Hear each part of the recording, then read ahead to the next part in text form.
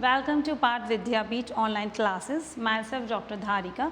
Last class में हम लोगों ने ब्लड देखा कि ब्लड क्या होता है, कितने टाइप ऑफ सेल से मिलकर बनता है और उसके क्या फंक्शंस होते हैं। Now we start properties of blood, properties of RBC. Okay, first property is rouleaux formation. What is rouleaux formation?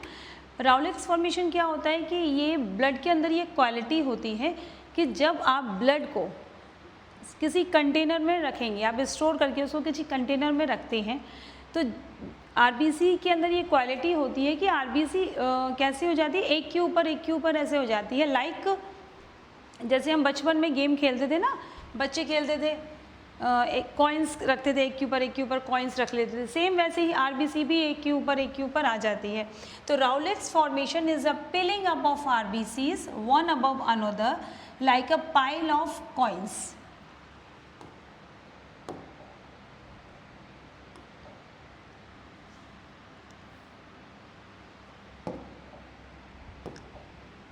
ये आरबीसी, इसके ऊपर एक और आरबीसी आ जाएगी, ये एक और आरबीसी। ऐसे हम बचपन में भी खेलते थे ना, 5 कॉइन्स रखते थे, 10 के कॉइन्स रखते थे, सेम ऐसा ही। तो ये भी आरबीसी की एक क्वालिटी है, piling up of RBC is one above another like a pile of coins. When blood is taken out of blood vessels, जब ब्लड वेसल्स में बॉडी के अंदर है तब ये क्वालिटी नहीं होती उसकी।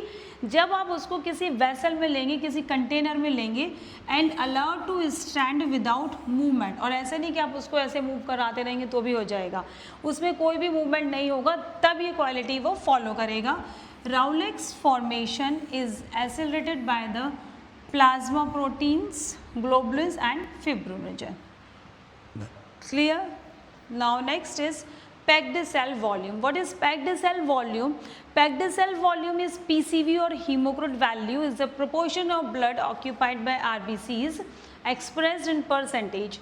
ब्लड का कितना पोर्शन जो है वो आरबीसी ऑक्यूपाई किया होता है उसको हम बोलते हैं PCV. PCV is 45% of blood, जो ब्लड है उसका 45% है पीसीवी एंड 55% जो रिमेनिंग है प्लाज्मा वॉल्यूम, दिस वो है। Specific gravity of RBC is 1.092 to 1.0101. Next quality है आरबीसी की suspension stability. Suspension stability means blood जो है पूरी बॉडी में यूनिफॉर्म रहता है। ठीक है, कैसा?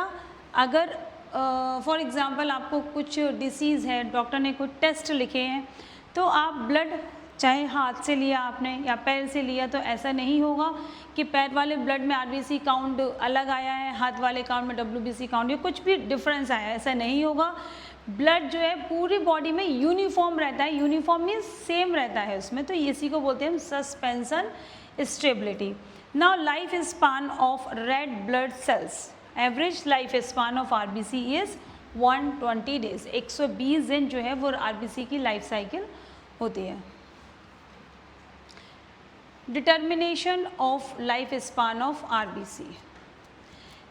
Life of RBC is determined by the radioscope method. RBC are tagged with radioactive substances like radioactive iron or radioactive chromium. The life of RBC is determined by studying the rate of loss of radioactive cells from circulation. Fate of red blood cells. क्या RBC की life cycle देखी हमने कि 120 days की होती है, इसका जो लाइफ स्पान है वो 120 डेज़ का होता है। क्लियर? तो 120 डेज़ के बाद क्या होता है? Fate means result. क्या आरबीसी का क्या हुआ? 120 डेज़ के बाद वो मर गई, डाई हुई, फिर क्या हुआ, कहाँ जाएगी, कैसे रहेगी, क्या होगा उसको बोलते हैं हम fate of red blood cells. After life time means उसकी एक बार जो लाइफ कंप्लीट होने के बाद, लाइफ टाइम के बाद द सनाइल मीन्स होता है ओल्ड, बूढ़ी आरबीसी, जो आरबीसी बूढ़ी हो जाती है। द सनाइल या old RBC are destroyed by macrophages present in the spleen and liver. जब आरबीसी मर जाती है, 120 दिन की हो जाती है, तो उसको स्प्लीन और लीवर में जो मैक्रोफेजेस होते हैं वो उसको क्या कर लेते हैं, खा जाते हैं, मतलब उसको ख़त्म कर देते हैं। कैसे? Most of the RBC are is destroyed in liver. ज़्यादातर आरबीसी कहाँ डिस्ट्रॉयड होती है? स्प्लीन में। क्लियर? इसीलिए स्प्लीन को क्या बोलते हैं? Graveyard of RBC. Graveyard means very मरघटा जिसको हम बोलते हैं स्प्लीन, उसको बोलते हैं ग्रेवयार्ड ऑफ आरबीसी। क्यों? क्योंकि आरबीसी मरने के बाद वहीं जाती है। When RBC sales become older, ठीक है, जब आरबीसी सेल्स बिकम ओल्डर यानी कि 120 डेज की कोई आरबीसी हो गई, तो cell membrane become more fragile, diameter of capillary is less or equal to that of RBC, younger RBC can passes through capillaries very easily। कल लास्ट क्लास में भी मैंने आपको बताया था कि आरबीसी की जो साइज़ है, फॉर एग्जांपल ये हमारी बॉडी की ब्लड कैपिलरी है और ये साइज़ है आरबीसी का, क्लियर। तो इसका जो डायमीटर होता है और जो ब्लड कैपिलरी का डायमीटर होता है, ये बोथ आर या तो सेम होंगे, ये दोनों सेम होंगे, या फिर इसका साइज़ जो है वो बड़ा होगा थोड़ा सा, ठीक है। ध्यान से सुनना, आरबीसी का साइज़ कैपिलरी के साइज़ के या तो इक्वल है या थोड़ा सा बड़ा है। अब बड़ा है तो कैसे उसके अंदर फ्लो कर सकता है? आरबीसी की जो साइज़ है ये कैपिलरी के साइज़ के इक्वल भी है, चलो बड़ी नहीं है, इक्वल भी है, तो ये कैसे उसके अंदर ईजिली फ्लो कर सकती है? आरबीसी के अंदर एक क्वालिटी होती है कि वो अपने आप को स्क्वीज़ कर लेती है, सिकोड़ लेती है, ठीक है, कॉन्ट्रैक्ट कर लेती है अपने आप को। तो ये सिकोड़ लेगी तो ये छोटी हो जाती है अपने आप को, ये स्क्वीज़ करती है और स्क्वीज़ होने के बाद इसका साइज़ छोटा हो जाता है, तो ईजिली उसमें ब्लड कैपिलरीज में फ्लो होती रहती है। But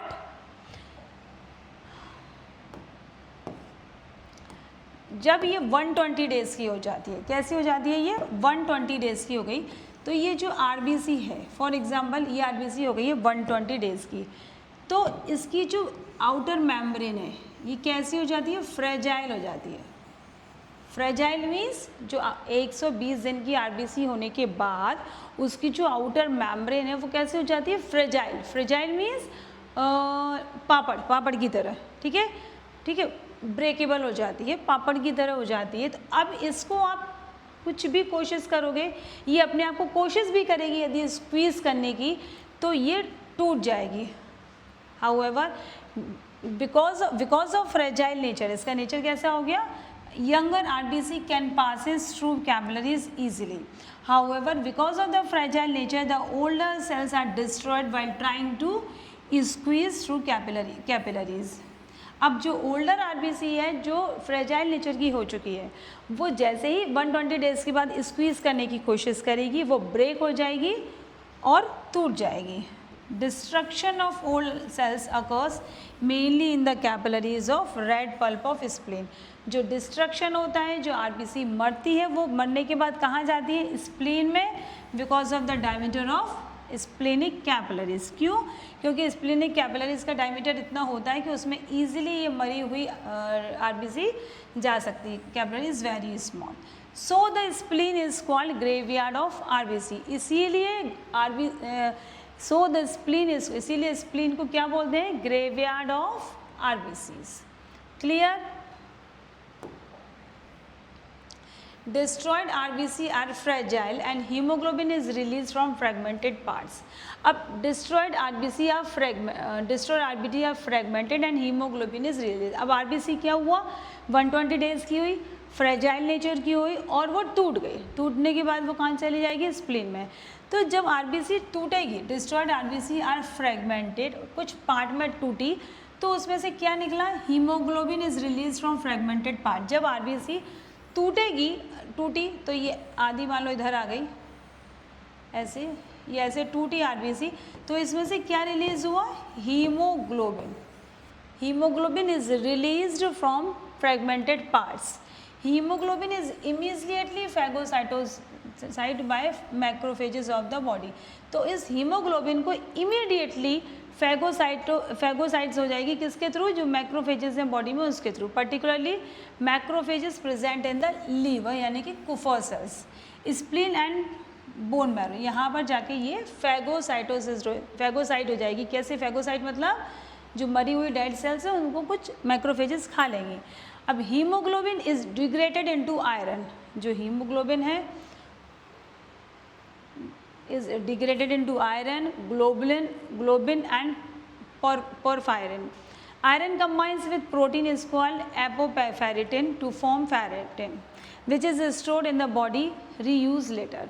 Globin enter the protein depot from later. Porphyrin is dehydrated into bilirubin which is excreted by liver through bile.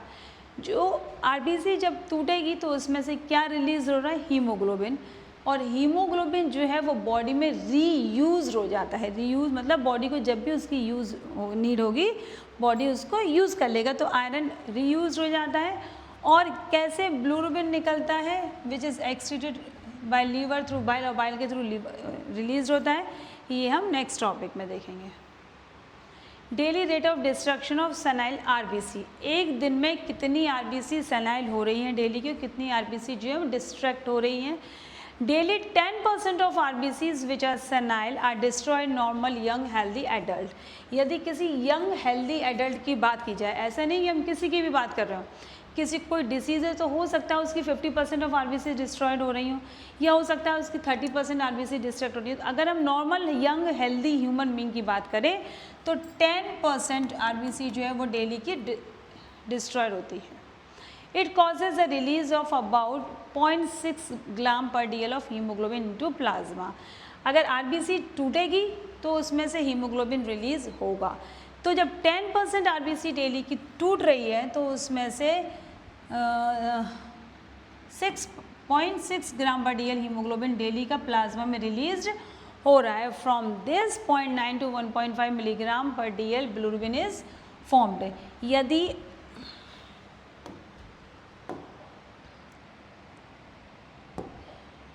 ये एक नॉर्मल यंग हेल्दी एडल्ट की बात चल रही है, यदि ह्यूमन बीइंग कैसा है, हेल्दी है, कैसा है, हेल्दी है, ठीक है, तो उसका 10% आरबीसी डेली की डिस्ट्रॉय होगी। यदि किसी इंसान का 10% आरबीसी डेली की डिस्ट्रैक्ट हो रही है तो उसमें 0.6 ग्राम पर DL हीमोग्लोबिन रिलीज होगा प्लाज्मा में। 0.6 ग्राम यदि उसमें हीमोग्लोबिन रिलीज हो रहा है तो 0.9 to 1.5 मिलीग्राम पर DL बिलिरुबिन डेली का बनेगा।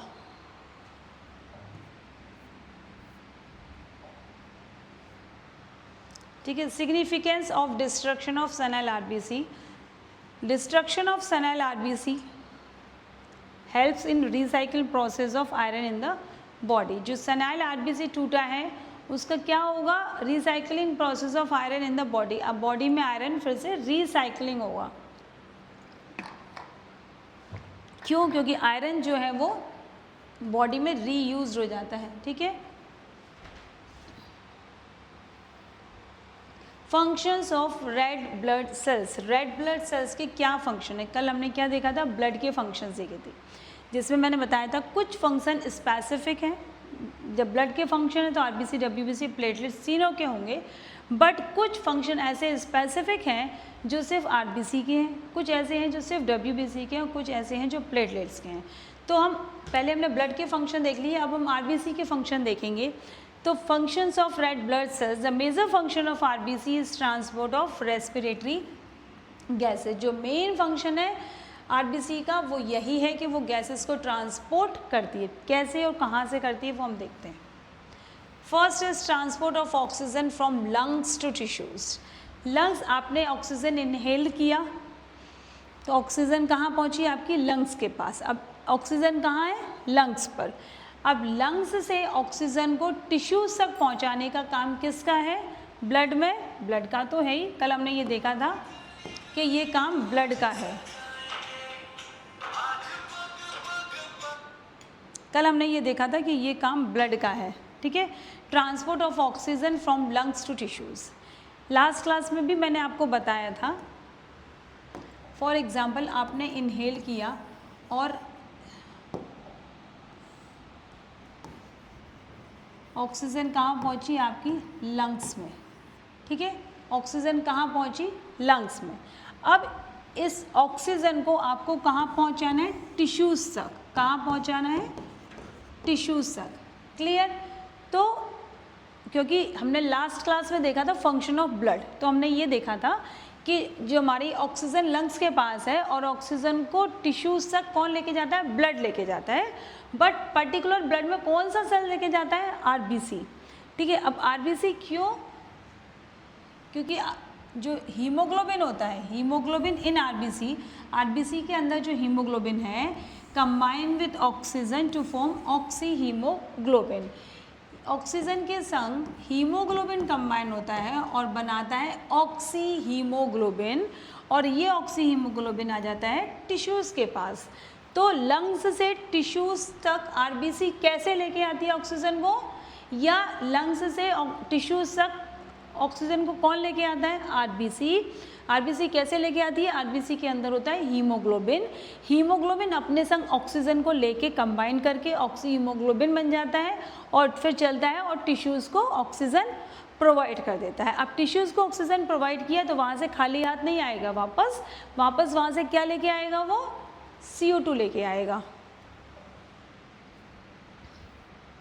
Transport of carbon dioxide from tissues to lung. अब क्या किया इसने हीमोग्लोबिन ने, पहले लंग्स से ऑक्सीजन को लेके आया, अपना नाम चेंज किया ऑक्सी हीमोग्लोबिन, और गया और टिश्यूज़ को जितनी भी उसके पास ऑक्सीजन थी वो सारी टिश्यूज़ को दे दी वापस। अब टिश्यूज़ को ऑक्सीजन दोगे तो वो रिटर्न गिफ्ट तो देंगे आपको कुछ ना कुछ, तो उन्होंने क्या दिया आपको, CO2 दे दिया। अब CO2 वापस आया तो उसका नाम क्या हो जाता है, ये देखिए, haemoglobin combine with carbon dioxide form carb haemoglobin. ठीक है, अब जैसे हमने पहले देखा था कि लंग्स से ऑक्सीजन को लेके आया हीमोग्लोबिन और आगे बढ़ा ऑक्सी हीमोग्लोबिन बन के और टिश्यूज़ को दे दिया।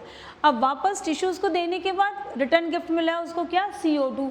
तो CO2 को जब हीमोग्लोबिन अपने संग कंबाइन करेगा तो उसका नाम हो जाएगा कार्ब हीमोग्लोबिन। क्या हो जाएगा उसका नाम, कार्ब हीमोग्लोबिन, और वापस लेके आएगा और किसको दे देगा वापस, वो लंग्स को। Haemoglobin combine with carbon dioxide and form carb haemoglobin. Clear.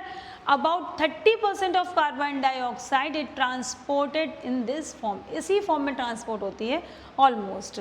RBC contain a large amount of carbonic anhydrase. This enzyme is necessary for the formation of bicarbonate from water and carbon dioxide. Thus, it helps to transport carbon dioxide in the form of bicarbonate from tissues to lung. About 63% of carbon dioxide is transported in this form. तो clear है, समझ आ गया आपको कि कैसे haemoglobin जो है वो लंग्स से टिश्यूज़ तक जाती है और कैसे CO2 टिश्यू से रिटर्न होकर वापस लंग्स के थ्रू निकल जाती है, एलिमिनेट होती है बॉडी से। Buffering action in blood, haemoglobin present in RBCs functions as a good buffer. By this action is regulate the hydrogen ion concentration and thereby plays role in maintenance of acid base balance. इस action के कारण, इस function के कारण जो haemoglobin है वो क्या मेंटेन करके चलती है, एसिड बेस बैलेंस को। Use in blood group determination, जो आरबीसी है वो ब्लड ग्रुप डिटर्मिनेशन में भी हेल्प करती है, बहुत ही इंपॉर्टेंट टॉपिक है। अगर कैसे हेल्प करती है ये मैंने आपको ब्लड ग्रुप वाली क्लास में बताया हुआ है कि जो आरबीसी होती है वो आरबीसी के सरफेस पर एंटीजन प्रेजेंट होते हैं। ये आपको, इसके लिए आपको ब्लड ग्रुप वाली क्लास देखना। जो आरबीसी है उसकी सरफेस पर प्रेजेंट होते हैं एंटीजन, उन्हीं एंटीजन की हेल्प से हम ब्लड ग्रुप डिटरमाइन करते हैं, ब्लड ग्रुप बता सकते हैं कौन सा होता है।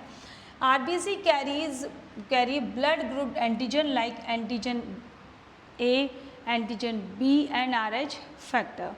This help in determination of blood group of the person and enables to prevent reactions during incompatible blood transfusion. ठीक है, यही हमें बताता है कि किसका क्या ब्लड ग्रुप है, किस में कौन सा एंटीजन है और किस में कौन सा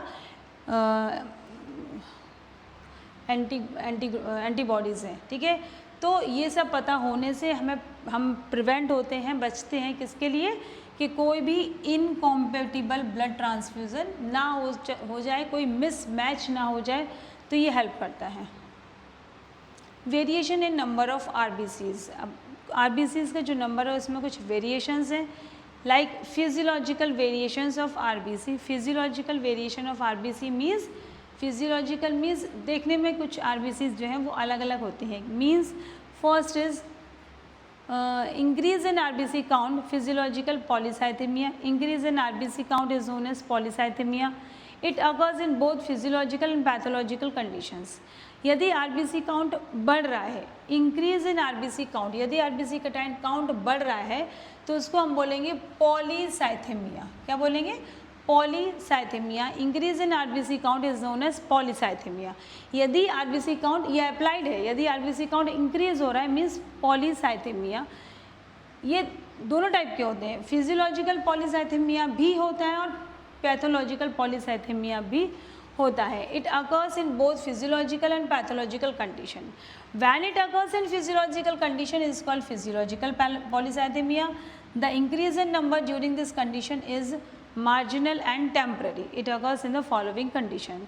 अब मीन्स ये है कि आरबीसी काउंट जो है वो नॉर्मल भी बढ़ सकता है कि वापस उसका मतलब कुछ ऐसे डिसीज़ नहीं है उसके अंदर, आरबीसी काउंट फिर भी इंक्रीज आ रहा है, तो उसको हम बोलेंगे फिजियोलॉजिकल पॉलीसाइथेमिया। बट यदि किसी डिसीज़ में आरबीसी काउंट इंक्रीज मिल रहा है तो उसको हम बोलेंगे पैथोलॉजिकल पॉलीसाइथेमिया। तो first we see physiological polycythaemia. First is age. At birth, RBC count is 8 to 10 million per cubic millimeter of blood. The count decreases within 10 days after birth due to destruction of RBCs, due to excess destruction of RBC and liberation of bilirubin. Physiological jaundice develop in some newborn baby between 2 to 3 days after birth. Such type of jaundice lasts only for few days. However, in infants and growing children, RBC count is more than in adults. ये हम सबको पता है कि जब भी किसी baby का बर्थ होता है तो उसमें आरबीसी काउंट बहुत ज़्यादा होती है। क्लियर? अब आरबीसी काउंट ज़्यादा होगी तो आरबीसी का डिस्ट्रक्शन काउंट भी ज़्यादा होगा। डिस्ट्रक्शन काउंट ज़्यादा होगा तो ऑटोमेटिकली बिलिरुबिन का लेवल कहीं ना कहीं इंक्रीज होगा। तो बिलिरुबिन इंक्रीज होगा तो उसको जॉन्डिस भी होगा, लेकिन ये आफ्टर 10-8 डेज बाद ये नॉर्मल हो जाता है। इसीलिए हम इसको क्या बोलते हैं? Physiological jaundice. इसमें कोई भी डिसीज़ नहीं है, ये आपको पता होगा। ज़्यादातर आपने देखा भी होगा कि जब बच्चे बेबी का बर्थ होता है तो उसको जॉन्डिस हो जाते हैं, है ना। तो वो जॉन्डिस मोस्ट ऑफ द बच्चों में जो है वो फिजियोलॉजिकल जॉन्डिस होता है। सेक्स। यदि सेक्स की बात करें तो before puberty and after menopause in females the RBC count similar to that in males. During reproductive period of females the count is less than that of male. Puberty के पहले and after menopause means menarche के पहले first menstruation को बोलते हैं menarche and last menstruation is menopause. Menarche to menopause, ठीक है, sorry before menarche के पहले, before menarche and after menopause जो आरबीसी काउंट होता है फीमेल का वो इक्वल होता है मेल की आरबीसी काउंट के। बट जो ड्यूरिंग रिप्रोडक्टिव पीरियड है उसमें आरबीसी काउंट फीमेल का मेल के कंपैरिजन में देखेंगे तो वो लेस रहता है। High attitude. Inhabitants of mountains have an increased RBC count of more than 7 million per cubic millimeter. It is due to hypoxia, decreased oxygen supply to tissue at high altitude. Hypoxia stimulates kidney to secrete a hormone called erythropoietin. Erythropoietin in turn stimulates the bone marrow to produce more RBC. देखिए high attitude means ऊपर जाके जब आप बहुत ज़्यादा ऊंचाई पे चले जाते हैं तो आरबीसी काउंट ज़्यादा मिलता है। कैसे आप जितना ज़्यादा आप ऊपर जाओगी ऑक्सीजन का लेवल वहाँ कम होगा। ऑक्सीजन का लेवल कम है बट आपके जो बॉडी टिश्यूज़ हैं उनको तो उतना ही ऑक्सीजन चाहिए जितना उन्हें नीचे मिलता था, क्योंकि वो कुछ ना कुछ तो प्रोसेस कर रहे हैं बॉडी में। उनको वो प्रोसेस करने के लिए, वो एक्टिविटीज़ करने के लिए फ्यूल चाहिए ना। आप भी तब काम करते हो जब खाना खाते हो, हमारे अंदर एनर्जी नहीं होगी। आप गाड़ी चलाते हो तो उसको भी फ्यूल चाहिए। ऐसे ही हमारी बॉडी भी एक गाड़ी है, उसको भी फ्यूल लगता है। फ्यूल नहीं होगा तो वो भी काम नहीं करेगी। तो बॉडी के जितने भी टिश्यूज़ हैं जो काम कर रहे हैं उन सबको ऑक्सीजन की नीड है।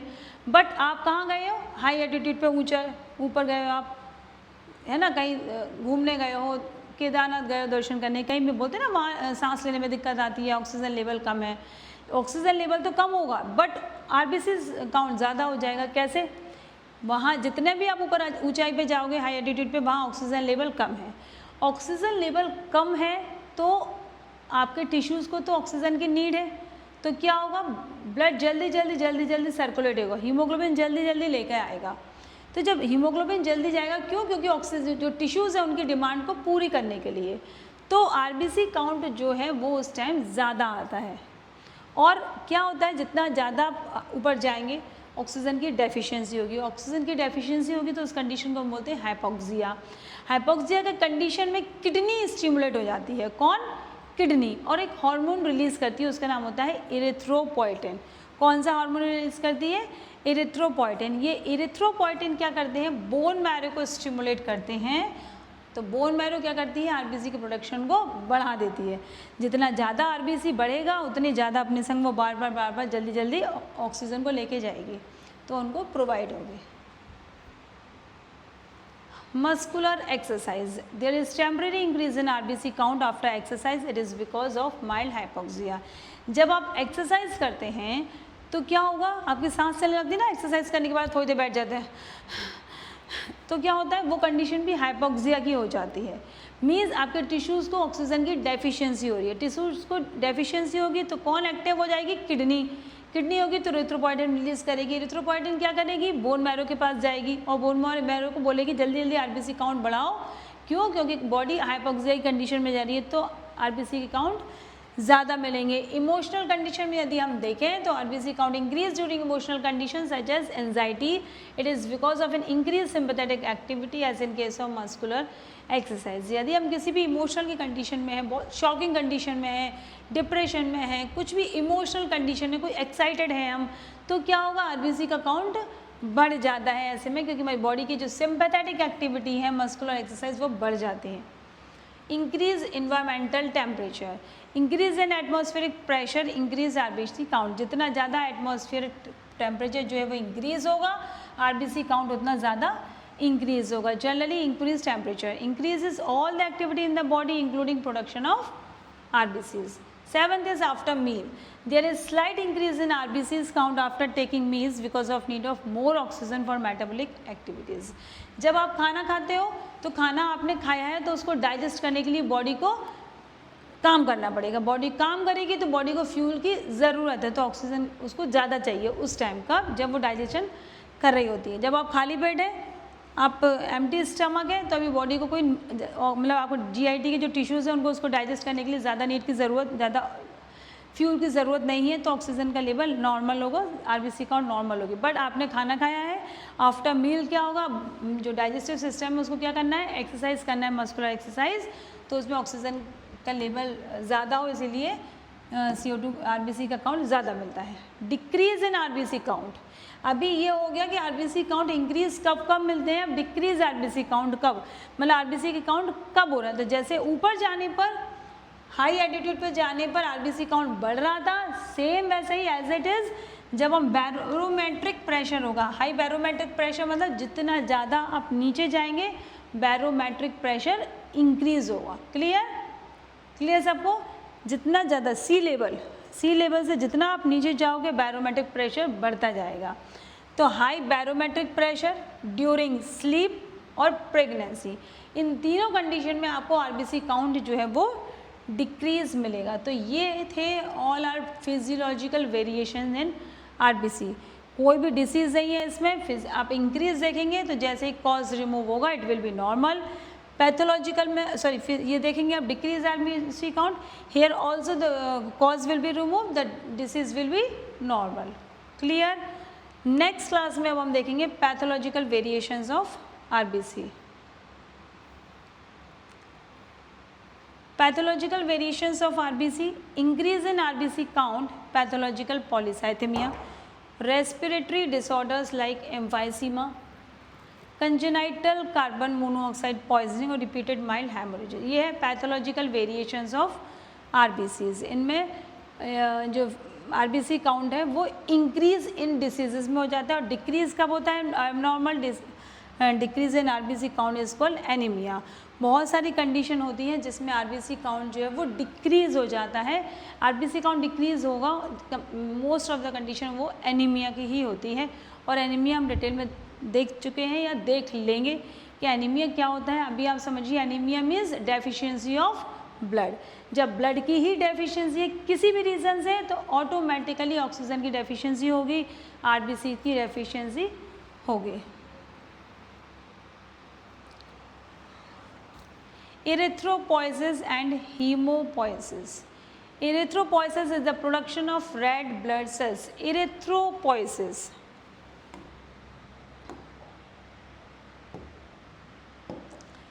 Erythropoiesis. Erythro means RBC. Poiesis means formation. ठीक है, तो erythropoiesis means formation of RBCs and hemopoiesis means formation of blood. Erythropoiesis is the production of red blood cells. It is defined as a process of origin, development and maturation of erythrocytes. जब erythrocyte यानी कि RBC की origin, development and maturation है तो उसको बोलेंगे erythropoiesis, और hemopoiesis is the process of origin development and maturation of blood cells. जब सारे ब्लड सेल्स का ऑरिजिन डेवलपमेंट और मैचुरेशन होता है तो उसको हम बोलते हैं हीमोपोइसिस, इरिथ्रोपोइसिस। नाउ नेक्स्ट और इम्पॉर्टेंट टॉपिक इज इरिथ्रोपोइसिस, जिसे हम डिटेल में नेक्स्ट क्लास में कंप्लीट करेंगे। क्लियर? Thank you.